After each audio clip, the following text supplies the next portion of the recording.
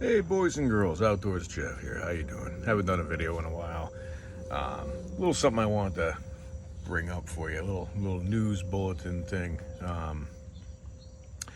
Cause I'm sure you all heard about the Southwest issues going on, Southwest Airlines, the issue they have going on the news, and I can guarantee you what you folks are hearing is not true.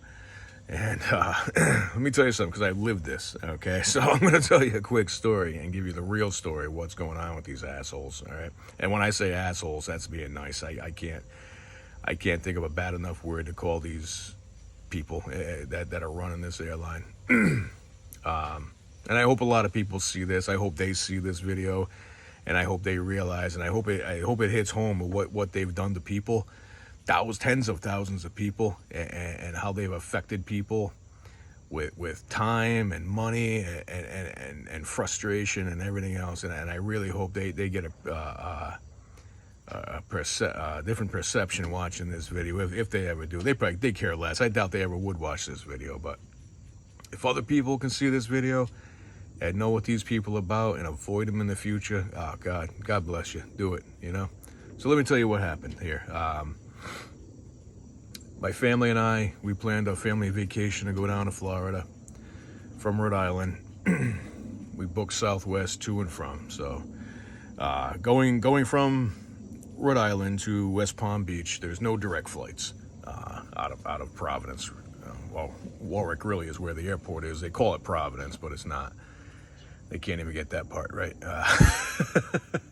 So there's no direct flights. You always got to lay over in Baltimore. So we said, all right, no biggie. We're used to that. We've done that before. So we fly down.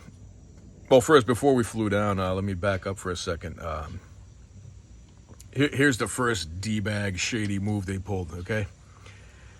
Our flight was booked way in advance, locked in, paid for, everything, 9:30 in the morning.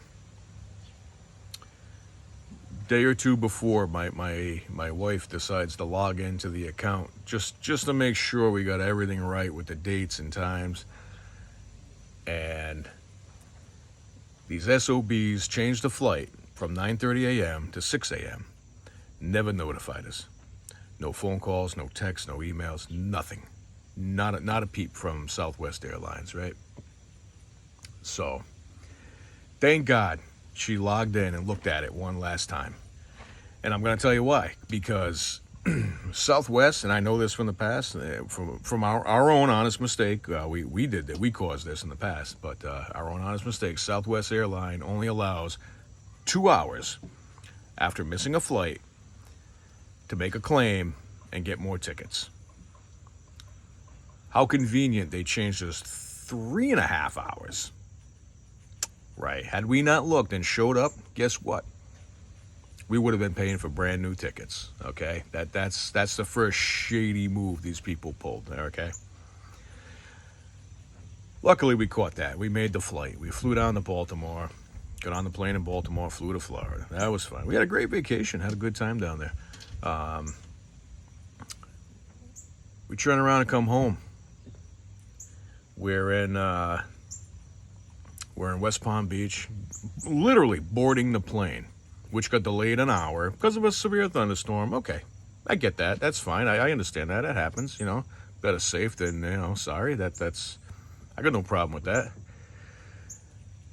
Getting on the plane, as we're boarding it, the Southwest employee at the little kiosk there who makes all the announcements as you're sitting in the waiting areas. Yeah, it's probably a proper name for him. I don't know what it is. I don't travel a whole lot, but she announces, if you have a layover flight to Boston, Massachusetts, Manchester, New Hampshire, or Providence, Rhode Island, your flights have been canceled. Like, what? 3 flights canceled? Like what? So now we're trying to figure out what's going on, right? Now we were hesitant to even stand in line and talk to her because the plane is boarding. Our luggage is on the plane, we're supposed to pre-board with 2 little kids to, be able to make sure we sit with them. And I'm like, what are we doing here? So the person at the kiosk, we get up there and says quickly, well, you're better off just going to Baltimore. You'll have more options there. They wanted us out of their hair. They didn't want to hear it in plain English. They didn't want to hear or explain what was going on. So I said, all right. I said, well, our luggage is on the plane. Let's go. Let's get on the plane. Let's head out there. And we got on the plane. We flew into Baltimore. We landed about 8 o'clock at night. Stood in line for almost 2 hours. Now, there's a huge line at the Southwest kiosk to talk to them to find out what to do, right? 2 hours we stood in that line. We get up to them. Oh, yeah, we have another flight for you. Now, mind you, this is Saturday, right? Saturday night. 10 o'clock Saturday night now. We get up to this line, and she tells us, we have another flight for you. Tuesday, 3:45 p.m. I'm like, what? Tuesday? I said, what am I supposed to do? Live in your freaking airport for 3 days with 2 little kids? I say, are you kidding me? I'm like, Tuesday? There's no hotels. Because they've been doing this to people all weekend long, we found out. The hotels, every hotel you could think of in that around that place, booked to the max. There was nothing. So I'm like, are you effing kidding me? Tuesday? I said, you got nothing. I tried flying into Boston. I tried flying into Hartford. Nothing. There was nothing. I said, this is unacceptable. I said, you know what? I said, I'm going to have to figure out how to get a rental car and drive home from here, which is about a 7-hour drive or something. I said, hey, just get a refund on your plane, on these tickets. Oh, there's no refund. I said, what do you mean there's no refund? I said, you just canceled my flights and telling me I got to live in your airport till freaking Tuesday, and you're going to tell me there's no refund? Right? So she says, oh, we're giving a $200 credit per person for the 4 of you. Toward your next flight on Southwest within the next year. I looked at him like, I said, you really think I'm ever flying your airlines again after you just stranded me and my family? I said, are you kidding me? So they refused to do anything toward a shelter. They refused to do anything toward a rental car. So at this point, I'm livid, right? I said, let's go downstairs. I said, before I punch this bitch in the throat, let's go downstairs, get our luggage, figure out what to do. Well, because that wasn't our destination, the luggage didn't come off the plane right there on the carousel thing. So now we had to go stand in another line for the baggage claim that wrapped around the airport for another over 2 hours. Now, it's already 10 o'clock at night, right? So now it's after midnight.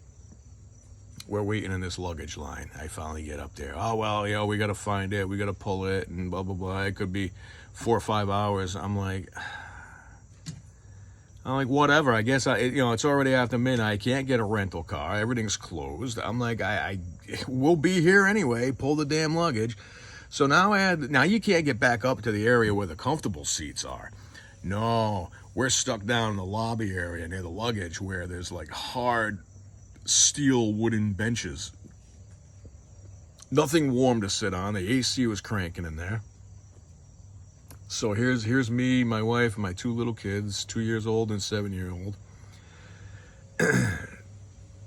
trying to sit up all night in this freaking airport, right, in Baltimore. So we're, my kids are shivering, they're cold, and we just came from Florida. We didn't have warm clothes, right? So once we finally got our luggage, about 4 hours later, I'm pulling whatever I can out of it, wrapping my kids up in it, trying to keep them warm, laying on these hard wooden benches, right? And I'm like, this is ridiculous.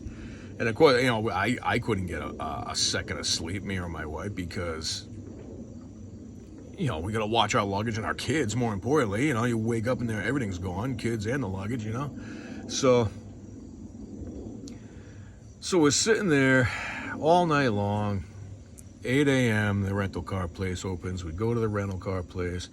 oh yeah, we can get a car for you, blah blah blah. But you registered after midnight. Well, yeah, that's when we got out of the damn line, and so now it's gonna be a 4-hour wait. I'm like, are you effing kidding me? Are you effing kidding me? Another 4 hours to wait for a fucking car, right? I don't know if my voice intimidated them or what. Within an hour and a half, 2 hours, we had a car. But still, ridiculous. And there was a garage full of cars sitting there. This is unbelievable, right? I'm like, so then we had to drive home from there.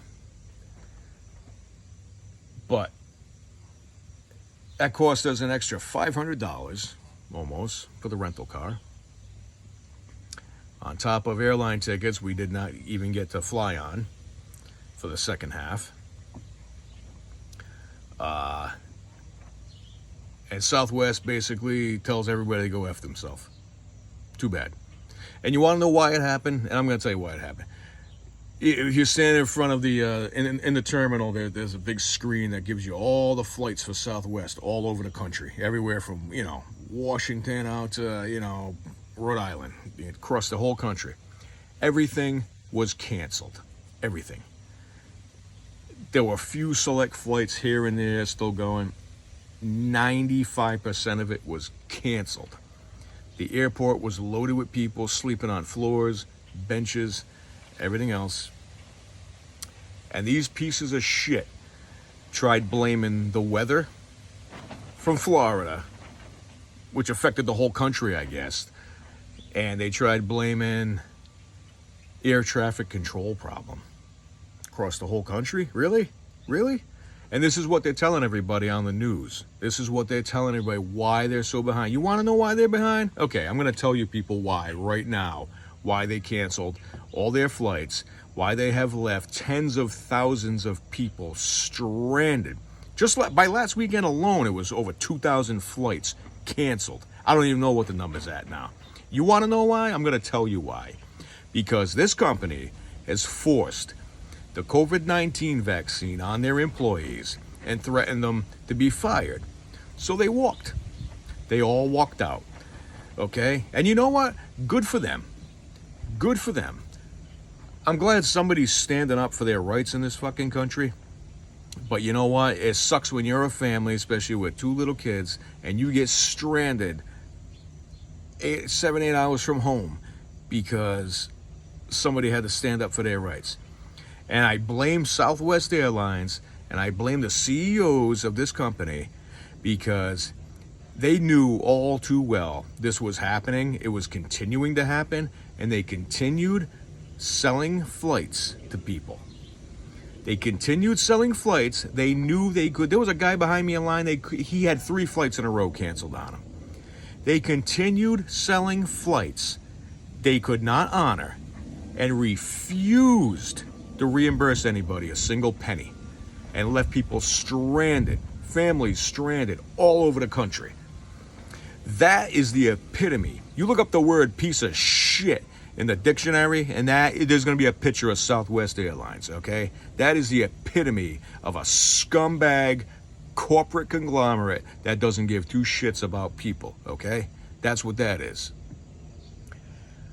So please, people, keep that in mind next time you go to book a flight somewhere.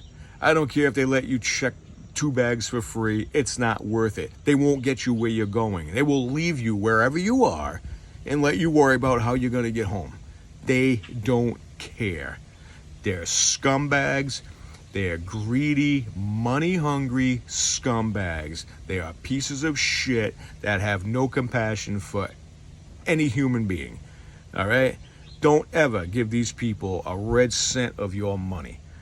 All right? After what they've done to tens of thousands of people.